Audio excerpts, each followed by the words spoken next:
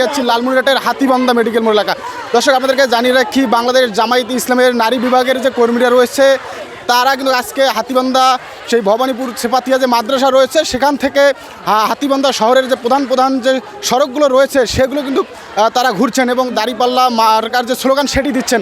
আপনাদেরকে জানিয়ে রাখি, আপনারা দেখছেন যে আমার পিছনে কয়েক হাজার কিন্তু নারী কর্মী নিয়ে আজকের যে নির্বাচনী প্রচারণার শেষ মুহূর্তের যে মিছিল বা শেষ মুহূর্তের যে প্রচারণার ধারাবাহিকতা সেটি কিন্তু বজায় রেখেছে।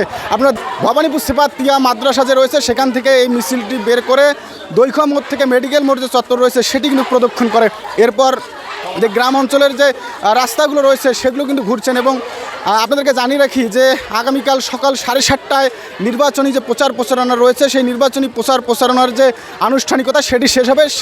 সেই আনুষ্ঠানিকতার যে শেষ মুহূর্ত, সেই শেষ মুহূর্তের আগেই বাংলাদেশ জামায়াতে ইসলামের যে নারী বিভাগের কর্মীরা রয়েছে হাতিবান্ধা উপজেলার, তারা কিন্তু আজকের এই মিছিলটি বের করেছে। আপনারা দেখছেন যে আমার পিছনে হাজার হাজার নারী বিভাগের যে কর্মী রয়েছে তারা কিন্তু এই মিছিলটি বের করেছেন এবং তারা স্লোগান দিচ্ছেন, দাঁড়িপাল্লা স্লোগান। পাশাপাশি আমাদেরকে জানিয়ে রাখি, লালমনিরহাট 1 হাতিবান্ধা পাটগ্রাম উপজেলা নিয়ে যে গঠিত এই আসনে বাংলাদেশ জামায়াতে ইসলাম থেকে কিন্তু দাঁড়িপাল্লা প্রতীক নিয়ে এবারের যে নির্বাচনে অংশ নিয়েছেন আনোয়ারুল ইসলাম রাজু, তিনি কিন্তু তার যে নির্বাচনী প্রচারণা আজকে পাটগ্রামে কিন্তু তার কিন্তু একটু জনসমাবেশ রয়েছে এবং আজকে হাতিবান্ধা এই নারী বিভাগের যে কর্মীরা রয়েছে তারা কিন্তু একটি মিছিল বের করেছে।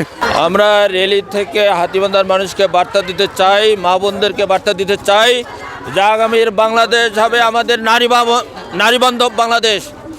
আগামীর বাংলাদেশ হবে চাঁদামুক্ত বাংলাদেশ, টাউটমুক্ত বাংলাদেশ, দুর্নীতিমুক্ত বাংলাদেশ। আমরা সবার জন্য একটি শান্তিপ্রিয় বাংলাদেশ গড়ে তুলতে চাই, যেখানে দল মত বর্ণ নির্বিশেষে সকলেই শান্তিপূর্ণভাবে বসবাস করবে। একটি আধুনিক রাষ্ট্র হবে বাংলাদেশ, গণতান্ত্রিক রাষ্ট্র হবে, কল্যাণমূলক রাষ্ট্র হবে, যে রাষ্ট্রে সবাই সবার অধিকার বুঝে পাবে। এই বার্তাটাই আমরা দিতে চাচ্ছি হাতিবান্ধা পাটগ্রামের মানুষকে। টংভঙ্গা ইউনিয়নে আজকে সর্বশেষ আমরা মিছিল দিচ্ছি।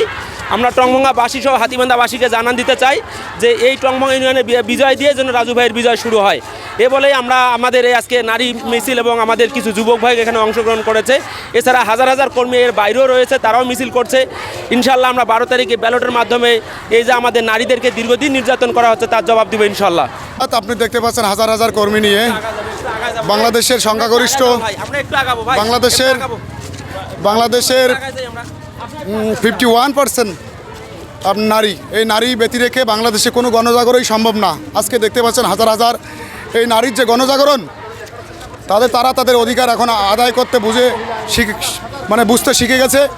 বাংলাদেশ নারীদের সম্মান রক্ষার্থে আমরা তাদের সাথে নিয়ে আমরা বের হয়েছি এবং আগামী দিনে বাংলাদেশে এই আন্দোলনের এই পরিবর্তনের সূচনা ইনশাআল্লাহ নারীরাই করবে।